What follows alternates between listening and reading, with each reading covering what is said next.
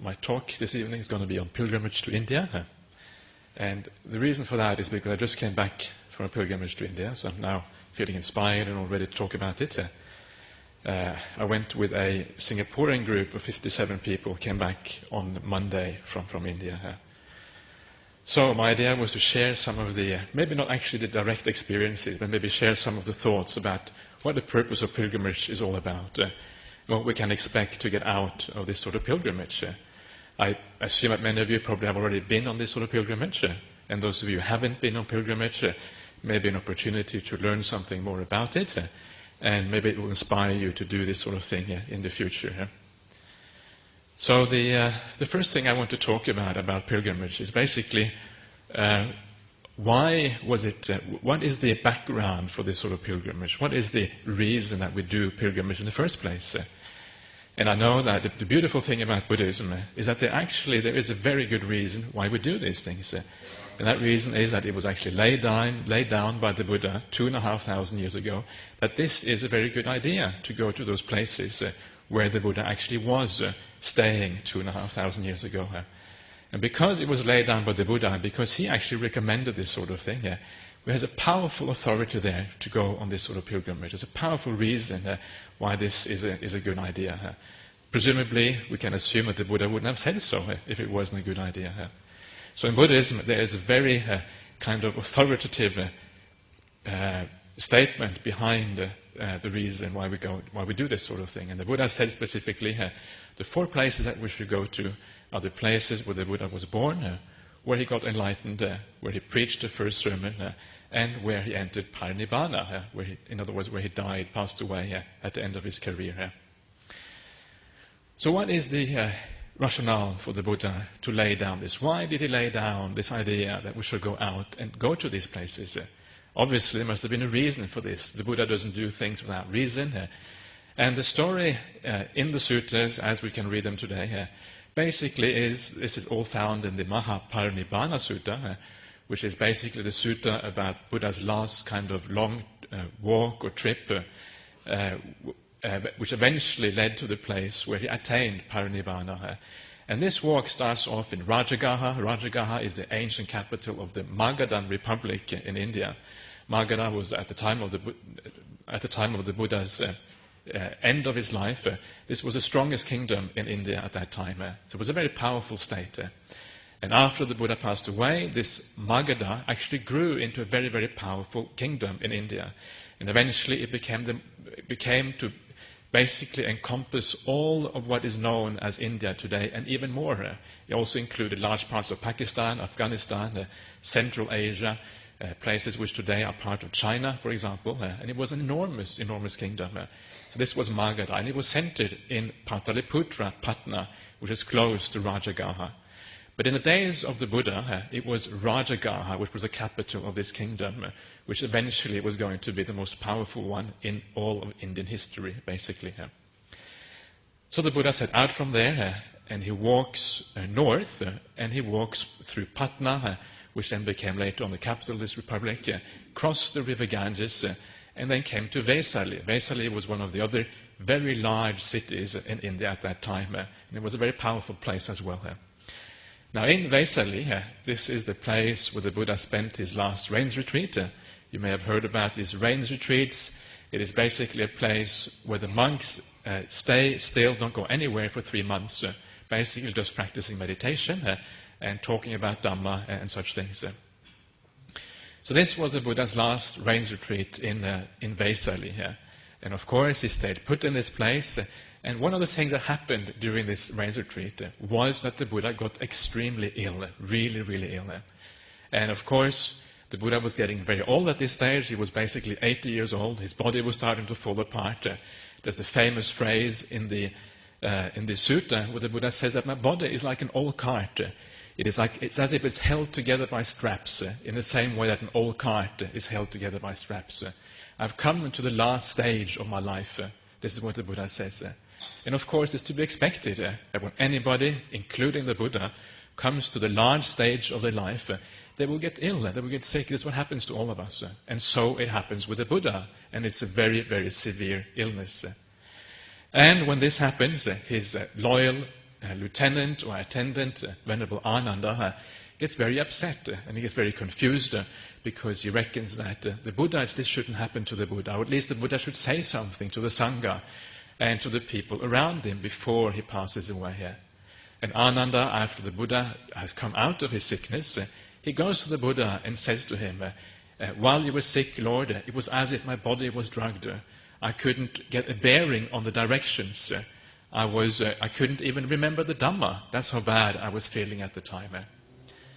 And the Buddha, of course, he says to Venerable Ananda, of course, the ordinary things that, of course, why should you be sad? Why should you be confused about this? This is the nature of reality. Whatever has come into being must also pass away. The physical body of the Buddha, of course, death has to happen at some stage, and illness. But the powerful thing here, of course, is that we see that Venerable Ananda, who was a Sotapanna, a stream enterer at the time, the Sotapanna is somebody who has seen the Dhamma of the Buddha, somebody who has understood the teachings, and somebody who understands what they're all about. But even such a person, he's not yet fully enlightened, but on the way to full enlightenment, even such a person grieves and gets very sad when the Buddha is about to pass away. This is very powerful. This is amazing that even a person of that sort of level of wisdom and insight can actually grieve and be sad about it. This shows us how profound this particular thing is when the Buddha passes away from the world. And indeed, later on, when the Buddha lies down between the famous two sal trees in Kusinara, where he eventually passes away, then there are lots of people grieving. You see people coming from everywhere, not only people, also devas. Devas are these godly beings in Buddhism. They're not actually gods in the ordinary sense of the word. They're gods only in the sense that they are very powerful beings with lots of happiness and long lives, etc. But they don't have the ordinary powers of gods that we normally associate with other religions. In that sense, they're very different. So all these beings come, and they cry and they grieve, and the Buddha is passing away. What a terrible, terrible thing is happening to the world. And you can see why is this happening? Why are people so sad? And if you think about who the Buddha actually is, you will understand why this is such a terrible event for people who are not yet enlightened, who are seeking to actually find freedom from suffering for themselves, finding that peace inside, which the Buddha promised is available to each one of us.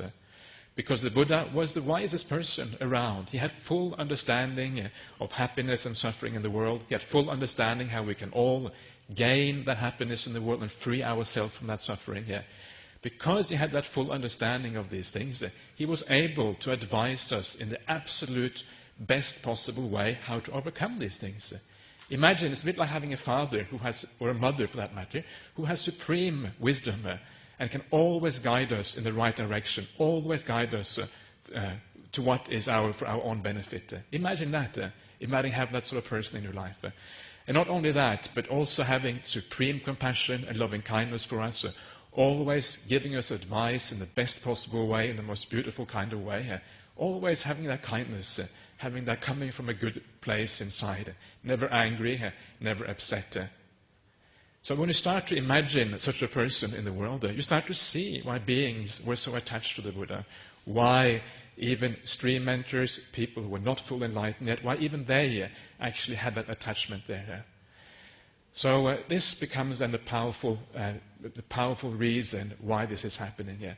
And one of the things that all these beings are saying as they're seeing the Buddha pass away, they're saying too soon the Buddha is passing away from the world. Too soon the eye of the world is disappearing. And this idea of the eye of the world disappearing is actually a very profound and interesting statement. Why is the Buddha the eye of the world? The Buddha is the eye of the world because he has seen reality as it actually is, right? He has seen rebirth. He has understood karma. He has understood the end of all suffering. In other words, he has understood all those truths which really matter for human beings. What matters for us is the finding of happiness and ending of suffering. That's what we're all searching for. And here is the Supreme Being who has found these to the utmost extent. So it means that he has seen these things. He has seen things which most of us never can see. We cannot see these things unless we are guided by somebody else. And because the Buddha has seen these things, and he shows us to the rest of us, that is why he is called the eye of the world. It's as if he's seeing for us, and then telling us what it actually is like on the other side. We're all walking around in darkness, as if we're dreaming, not really seeing reality as it actually is. And then somebody comes along and says, this is the way it is. And that gives you the opportunity for you also to see the reality of things. So the Buddha is the eye of the world. So that is why we have all this grieving and all this sadness at the Buddha's enlightenment. Of course, not enlightenment, sorry, at the Buddha's passing away. The enlightenment, of course, is the opposite. Of course, the only person who probably is quite happy is the Buddha, because the Buddha has had to carry around this body and these five senses, which is, the body is still painful. The five senses are still a nuisance because it stops you often from attaining deep samadhi, and it's a disturbance. So the Buddha himself is probably quite pleased at finally being able to attain parinibbana. It's just everybody else who is sad. Of course, the fully enlightened beings, the arahats also, are not sad because they have understood how these things are. So then the Buddha realizes, of course, that this is a problem, and the Venerable Ananda goes to the Buddha and says, well, what shall we do now in the future when we want to pay our respects to the Buddha? You have all these monks who always want to come, and nuns who want to come their respects to the Buddha. How shall we go about doing this? You're about to pass away. And the Buddha says, what you should do is that instead of seeing me, you should go to these four places in the world. The place where the Tathagata, in other words, the Buddha was born, where he was enlightened, where he preached his first sermon, and where he is passing away in final nibbana. These are the four places you should go. And when you go to these four places, you will feel, people who have faith in the Buddha, they will feel emotions when they go to these places. Something will happen inside of you which makes this trip, this going to these places, something special for you. It will be as if, in a sense, you are seeing the Buddha, even though he is not actually physically present. And not only that, the Buddha also said that if you do this, what will happen is that if you are a person of faith and you go on this sort of tour and you actually die while doing it, he said that you are secured a rebirth in a heavenly realm because of all those good qualities which arise in you when you go on this kind of tour. So this then we can see now the rationale for why the Buddha laid down this thing. The world was crying, the world was feeling that there's an emptiness, something left behind, and he was trying to put something in place which could be like a replacement for the Buddha. Of course, there's something else also which is a replacement for the Buddha, which is much more important. That, of course, is the Dhamma, because the Buddha himself is nothing really more than actually the Dhamma. The Dhamma and the Buddha are basically equivalent.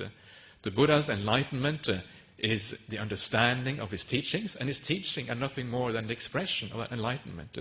And he has taught that openly and freely. So when you read the Dhamma, you're also, in a sense, seeing who the Buddha was. These two are like two sides of the same coin.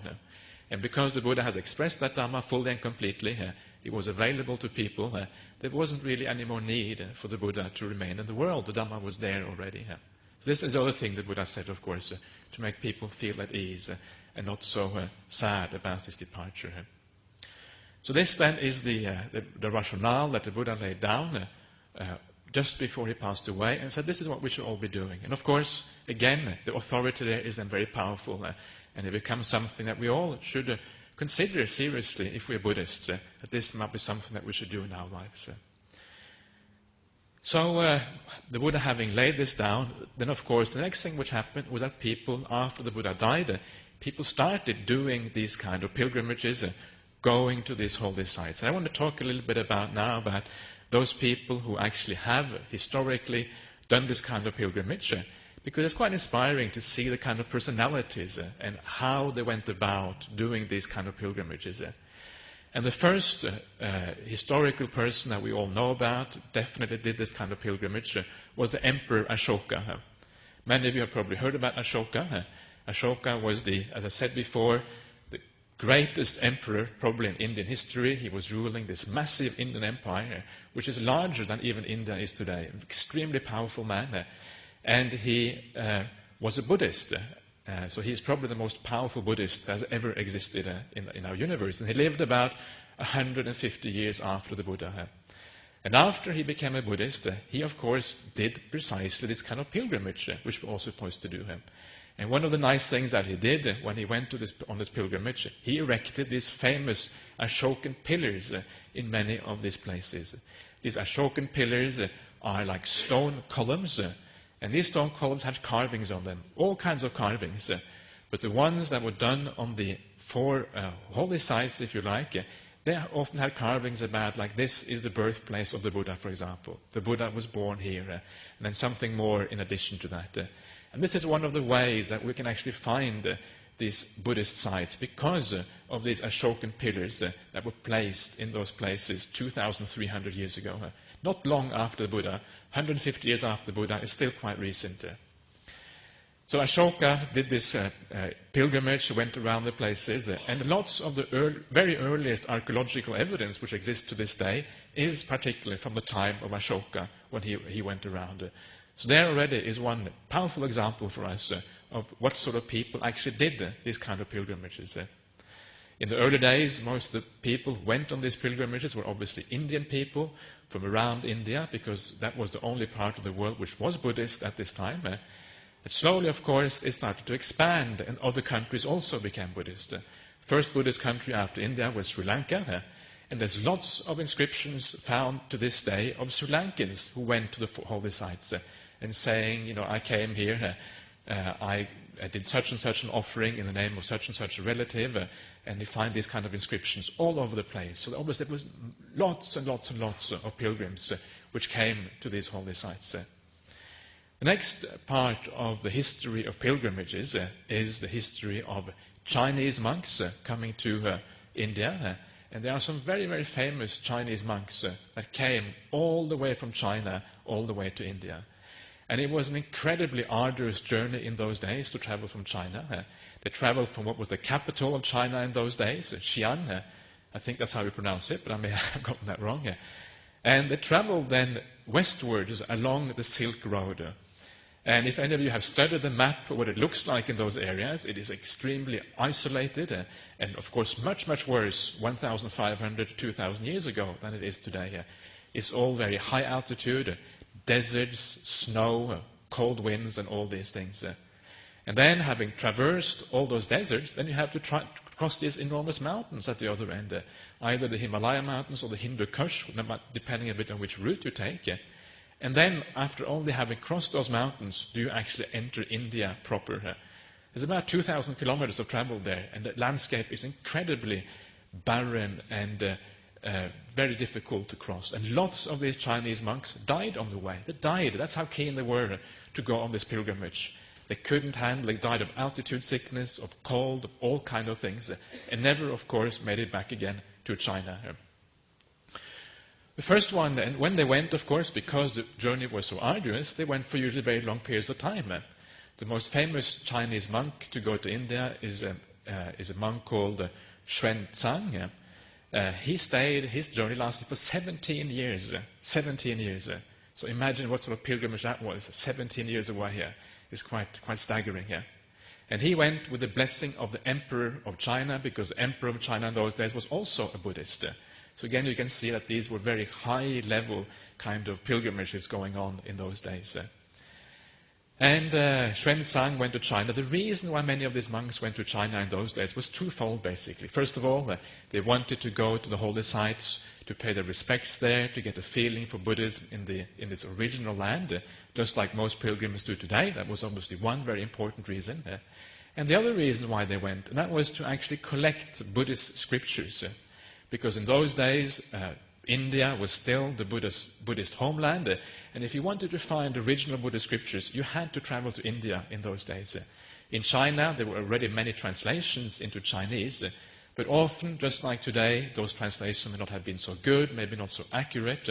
So people wanted to go back to the homeland of Buddhism to find the original, the real teachings of Buddhism, just in the same way as we are today always searching for what actually did the Buddha teach, what are the original teachings.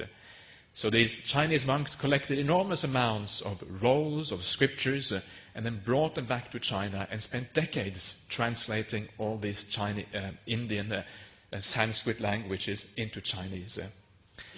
And it's interesting because it's a precedent we can see today in today's world.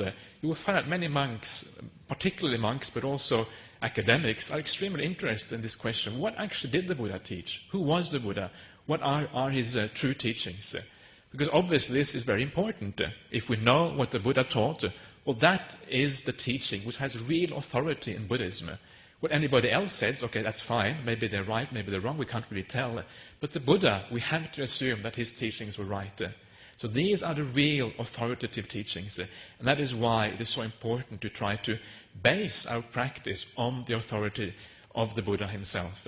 And you can see how this search has been going on basically ever since the Buddha passed away. It's always been the search for, well, what did the Buddha actually teach?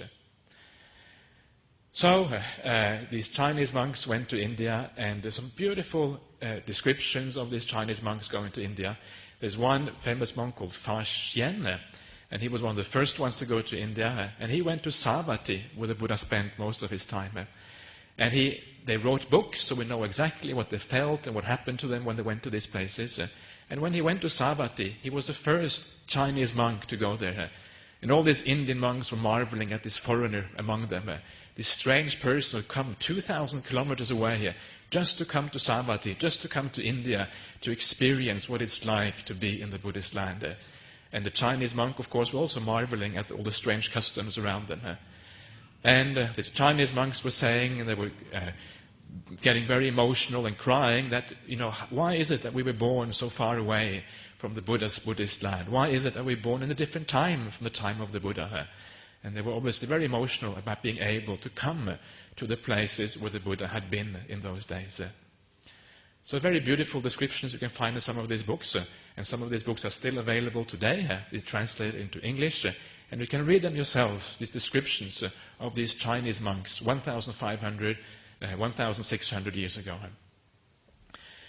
So after these Chinese monks went to India, I said many of them died. That's how arduous those pilgrimages were in those days. Some of those Chinese pilgrims also went by the sea route from China going through the Malacca Straits and across the ocean. Very, very dangerous in those days, just as it can be dangerous today, infested by pirates and all kinds of things. And again, many of them never actually made it to India. They perished on the way. Some of the other pilgrims that have gone to India are from all over the world. You find pilgrims from Vietnam, from Japan, from Korea, later on, or not later on, but also early on from Burma, from Thailand, from Cambodia, from everywhere basically. The whole Buddhist world did pilgrimages from the ancient times to the present day, coming to India. In the present day, you find, for example, there's a famous story of a Thai monk, supposedly very good meditator, who walked, it's only about 100 years ago, who walked all the way from Thailand, all the way to India, just so that he could visit those 4 holy places in India. Walked all that way. It's about 2,000 kilometers walk. Now you've got to be really, really keen. There's got to be something inside you which tells you this is really important to be able to walk for 2,000 kilometers just to see these historical Buddhist sites.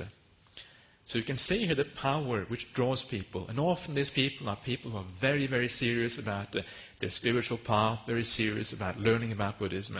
People who are really find this extremely important to go all this way to India to seek the roots of their religion, so to speak. And if you go to India today, it's one of the things which I found so inspiring when I go to these holy places, that you find people coming from all over the world seeing these places. You find people coming from Taiwan doing their chants in Mandarin, and it's nice to listen to. I don't understand anything of it, but it's quite nice to listen to. And you find people coming from China, you find people coming from Vietnam, from Korea, lots of people from Thailand. Thailand is very big on these pilgrimages. You find lots of Sri Lankan people, you find Cambodians. And these days, of course, you also find, for the first time in history, lots of people from the Western world going to these places, holy places in India. So when you go there, it's almost like it's a gathering of Buddhist people from all over the world. And that in itself is actually quite a beautiful experience. Of course, lots of Tibetans as well go there, because the Tibetans are very keen on going to Bodh Gaya. Many of them already live in India. So there's a coming together and a sense of basically meeting lots of Buddhist people from everywhere in the world. And it's quite fascinating. Suddenly you feel as if you're part of this enormous Buddhist family which spreads now across the globe, basically to every nook and cranny of this globe. Today you find monks, for example, even in Africa. There are black African monks who take part in some of these ceremonies and things that we sometimes meet. So they are everywhere. Everybody is getting inspired by the Dhamma of the Buddha. So this is just to give you some idea about the history of this pilgrimage and some of the people who have done these sort of pilgrimages in the past. Now the last thing I want to talk about is, well, what can we expect to get out of a pilgrimage? Why should we do it? What is the purpose? What can it do for us, in a sense, this kind of pilgrimages? And the first thing, and the very powerful thing that I've always found with going in the pilgrimage, is that it gives the whole Buddhist teachings, the whole of Buddhism, a very powerful historical reality here. Sometimes I found when I was reading the Buddha's discourses, you read about the Buddha was staying here, Buddha was staying in Rajagaha, Buddha was staying in Savatthi, this and that happened. And sometimes you're not really sure, is it a fairy tale or is it real? Or sometimes it seems a bit like a fairy tale. It's almost hard sometimes to relate to it. It's a foreign culture, 2,500 years ago, in a far, far away land. I mean, how can we really relate to that in an easy way? Sometimes it seems very foreign and hard to relate to. So the beautiful thing about going to India is that instead of having that sense of foreignness, which you can get sometimes when you read the discourses of the Buddha, what he said, it brings everything alive. It's like you are going to those places which are described in those suttas, in those discourses by the Buddha. And it's very powerful because you read the suttas and you read place names, right? You read Rajagaha, you read Savatthi, you read about Benares. And then you go to India and you see exactly the same place names. You see they're there. They still have the same names 2,500 years later. And suddenly the inescapable conclusion for you is that these must be historical places. Suddenly it becomes incredibly powerful that these things which you read about in the suttas definitely are historical places. It drives home the point in a way which you can never do by just reading the suttas alone. And it's very, very powerful. Rajagaha, for example, is called today Rajgir, and it's a direct derivation from that original name 2,500 years ago. Benares is called Varanasi, or even Benares, called Varanasi in the suttas. It's obviously exactly the same place as it was 2,500 years ago. You go to a place in Rajagaha called the hot springs in the suttas, and the story is in the suttas that when the monks were staying in Rajagaha, they would go and bathe in these hot springs because it has a natural heating in these hot springs. So it's very pleasant to bathe there, particularly in the winter time, of course.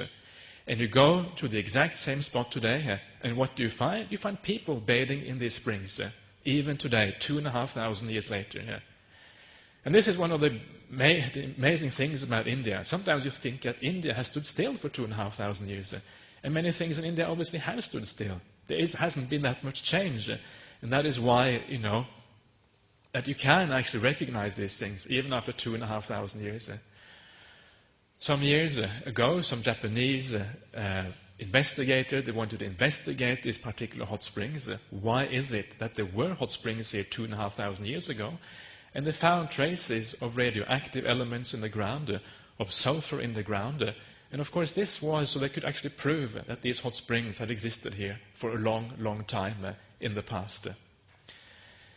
One of my favorite stories about making the history of India come true and make it seem very vivid and as if it actually is a historical reality is when I read in the suttas that one of the places the Buddha says that, well, before I become enlightenment, where I was still living the household life, and the Buddha lived a very privileged life, he had a very pleasant upbringing, and he had all kinds, always the best food around him, and everything of the best around him.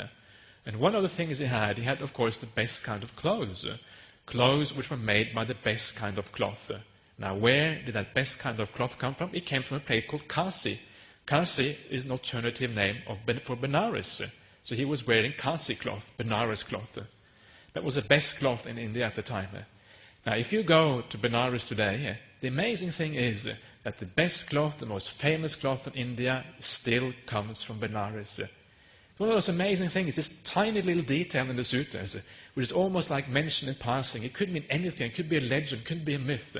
But it isn't. It's obviously historical reality here, because it still is the case today after 2,500 years. I find it remarkable. I find it like, it's just like you get this feeling that even the minor details in the suttas are actually very true to their word. And it becomes very kind of very remarkable. And when you travel around all these places, you see it again and again and again. In all these places, you see place names, you see things that you recognize, things that go back 2,500 years. And again, it drives home the point. These are historical realities. The Buddha was a historical personality. He was a man that walked this earth, very much like the rest of us, 2,500 years ago. There cannot be any doubt anymore that these things are historical realities. And that, of course, makes your faith become so much more powerful. When you realize that these things are true, something inside of you happens which grows that faith, makes it more powerful, makes it really work. So you can now see why this kind of trip can be so inspiring, and why it can lift you up and give you a different understanding of what Buddhism actually is, give you an uplift in your practice, do something for you. So that is the first thing. It's just bringing home the historical reality of Buddhism and the Dhamma and all those places where the Buddha was 2,500 years ago. And the second thing, which is a powerful thing of going to India, is simply that when you go to these places, you can often feel something when you go to these places. And this is what the Buddha was talking about when he laid down that we should go to these places. He said that people who have faith, people who are Buddhist, will have emotions when they go to these places. And you can see that often today. It happens that people go there and they feel a sense of joy, or they start crying, again out of joy often. This happens all the time. Certainly on my trip there was one man who said, "Why is it that I'm crying when I go to these places?" And I said, it's obvious. It's because you are a Buddhist, and suddenly for the first time you are basically face to face with the Buddha. You're going in his footsteps. You've always been removed from him, and suddenly you are in his place. That's why you're crying. It's an emotional reaction. It's to be expected that these things will happen. And this is the second thing which becomes very beautiful, this emotional reaction that we can have, because these kind of emotional reactions leave an impact, leave something in the mind which we later on can recollect that there was some power to these places, something about these places which are special. The reason that they are special is, first of all, if you have a sense of faith in Buddhism, then by going to these places, suddenly you are in a place where you are close to the Buddha, as close as you can get in this present age. So if you have that faith, of course, that gives sense to something inside. You're close to that which you have faith in. That in itself gives rise to an emotional reaction often. The other thing which can give rise to joy is simply the fact that in these places there may also sometimes be powerful beings around, like devas, for example. And sometimes it's a bit like, sometimes you can go into a room and you can feel sometimes the emotion of the person in that room. Maybe somebody is angry or something, or somebody is very peaceful. And you can feel that the whole room has a sense of peace, or a sense of non-peace if the person is upset. In the same way, if powerful beings exist in a particular place, it's almost as if you can tune in sometimes to that effect. When you sit down peacefully, close your eyes and try to meditate, sometimes you can feel a kind of energy in these particular places. Nothing supernatural, it's just the effect of presence of these particular beings.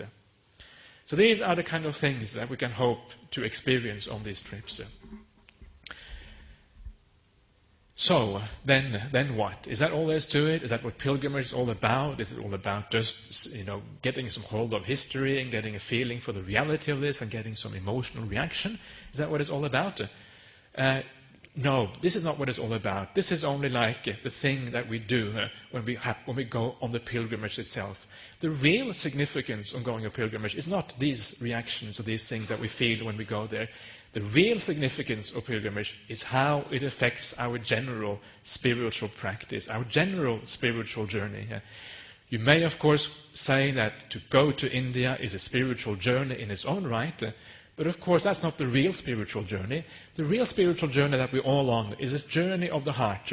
The journey of the heart which moves towards peace, tranquility, kindness, goodness, loving kindness, compassion, All these beautiful qualities that we're all trying to develop in our lives. That is a real spiritual journey. It's an inner journey which every one of us has to undertake on their own. And this is a journey which happens in our daily life every day as we try to practice in a correct way, do what is right, avoid doing what is wrong. This is the daily struggles that we go through in practicing our spiritual path. And slowly but surely, it is lifting us up, lifting up our minds, and imbuing ourselves with those qualities as we practice. So this is a real spiritual journey. The thing about going to India is just a kind of help on that journey. And that is how we should view, ultimately that's how we should view a pilgrimage to India, as an aid, as something which helps us on our real spiritual journey in daily life. How does it help us in our real spiritual journey in daily life? Well, just the very fact that these things have become more historical, real for you, just the fact that maybe you have felt something when you go to these places, that already will, when you come back, will have a kind of background, subconscious effect on your life and already do something for you. Sometimes you may not even be aware of it, but I would say that this always has some sort of background effect, at least for a while after you have been on this pilgrimage, even probably for your whole lifetime. That's one way that this has an effect. Another way that this has an effect is simply that sometimes if you feel a bit uninspired, if you feel that your practice is going difficult, you're not really going so well, you can sometimes just reflect on that pilgrimage and think about those highs and those emotions you had when you went there, and then inspire yourself again to remember that this is real, this is important, this is historical, these teachings actually do what they are supposed to be doing. And then by inspiring yourself in this way, you can lift yourself up and you can again improve that spiritual practice which you are trying to uphold in your daily life. And this way, this sort of pilgrimage can actually boost your practice of Buddhism. It can give you that little extra kind of energy, that extra kind of thing which helps you going. These are some of the important things in Buddhism, always finding these little skillful means, these little extra things which give you that extra ability to practice, to do what is right, to do what is good, to make it easier to practice a spiritual path. It's difficult enough. We need all the help we can to practice this spiritual path. It is not easy. I've never met anybody who says it's really, really easy to practice this path moving forward at tremendous speed. This is incredibly rare. Most people find it difficult. And it is difficult because we are going against the stream of things, always practicing against what our natural inclination is. Natural inclination often is craving. And of course, we have to go against that. And that's why the practice often is difficult. Now, I heard of one girl who went to India. This is an example of how we should be careful about going to India. What we should not be doing when we do this kind of trip. This girl went to India. And she had some very nice experience there. Her meditation was very nice and peaceful, a lot of joy and happiness when she went. But then when she came back, of course, that disappeared because it was a function of going to India. That's why she felt this happiness and this uplift inside her. She came back again to her home country and she lost that feeling. And then she went on a trip to Thailand and she met some of these famous Thai monks. And she asked one of these Thai monks, well, when I went to India, I was feeling so happy and so elated and everything was so good. But now, I don't feel it anymore. And this Thai monk said something like, well, what do you expect? Happiness comes and goes. This is the way life is. You cannot expect that happiness to be there all the time. And there's no point in just going back to India again and experiencing it again. Because if you were to go back to India and you were maybe to stay at Bodh Gaya for 3 months, well, soon enough, that happiness would disappear completely, and you would probably get really negative about Bodh Gaya. You get completely angry and upset because of all the suffering, all the problems of being in India, all the beggars and all the problems around you. The inspiration would fade, and all the problems would remain, and it would just be terrible. You would get really negative about it. Life is like this. It goes up and down. Happiness comes, happiness disappears. We all know how these things are in life. So don't hold on to that happiness. Don't try to grasp the happiness you attained in India. Allow it to go. And instead, the right way of using it is allow it to be a background thing in your mind which pushes you forward. And now and again, reflect on it to allow a little bit of happiness and peace to come up in you. Don't cling to it. Don't think that if you were just staying in India, you could have this happiness like always there. That is the wrong way of looking at it. It's very understandable, but it doesn't work. We cannot hold on to these kind of things. So that is just some of the experiences. I didn't actually say much about my own travel to India because it might not be maybe that relevant to the exact things which I saw when I was there and what happened. But these are some of the things to reflect on about a pilgrimage to India.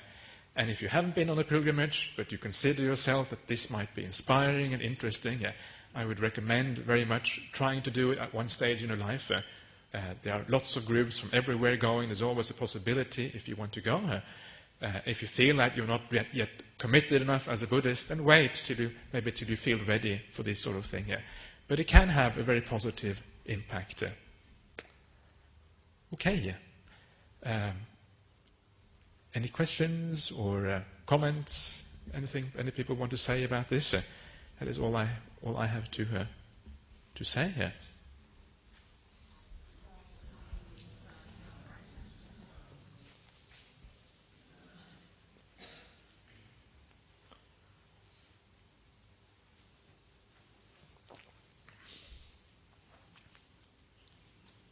How many people here have actually been to India? Well, it's quite a few actually. Okay, good. There's the potential for more though. So. Yeah. There is no sequence. You can go whatever sequence you like. It doesn't really matter. And not only that, not only isn't there a certain sequence, but very often people actually go to more places than just the 4 holy places. Often people also go to the places where the Buddha stayed. There are some places actually which are very, very beautiful. One of my favorite places, a place called, I mentioned this before in my talk, Rajagaha. It's a place called Vulture's Peak. It's a very, very beautiful place in India. It's very quiet, it's very secluded. And if you go at the right time, there's not many people there either. And there's a sense of aloofness. There's no city, there's just bush and things all the way around you. And this is very difficult to find at the other Buddhist holy places because there's always lots of people around. So not only is it nice to go to the 4 holy places, but I would recommend also going to some of those other places, which can also be very, very inspiring. There's another thing about actually going on pilgrimage, which maybe I should mention, which I forgot to say in my talk. And one of the nice things about going on pilgrimage is that if you go, you often go with a monk, and hopefully a senior monk, somebody who has a good understanding of the places and the Dhamma and all these things. And usually you get like Dhamma discourses, like every day. Wherever you go somewhere, we talk about Dhamma, and you have Dhamma discussions basically the whole trip. It's a great way of immersing yourself in the Dhamma much more deeply.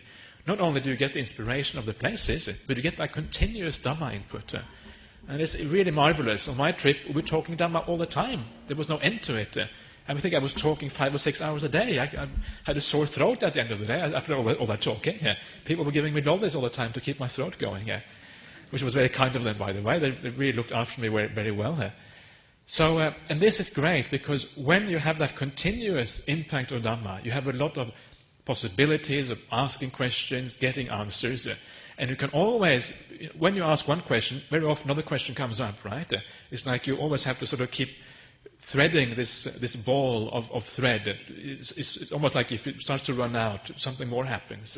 There's never an end. There is an end maybe, but there is a lot of questions that people often have in Buddhism. And this is an incredible chance to ask questions, a lot of them, good questions, and get a much more profound understanding of Buddhism as well. That's one of the beautiful things about going on pilgrimage, this intensity of the Dhamma, which normally very, very few people have in their daily lives. It's a great opportunity to get much deeper into the Dhamma and understand it. Does that answer your question? Tony, is that right? Yeah? Okay, yeah. Yes, Insri.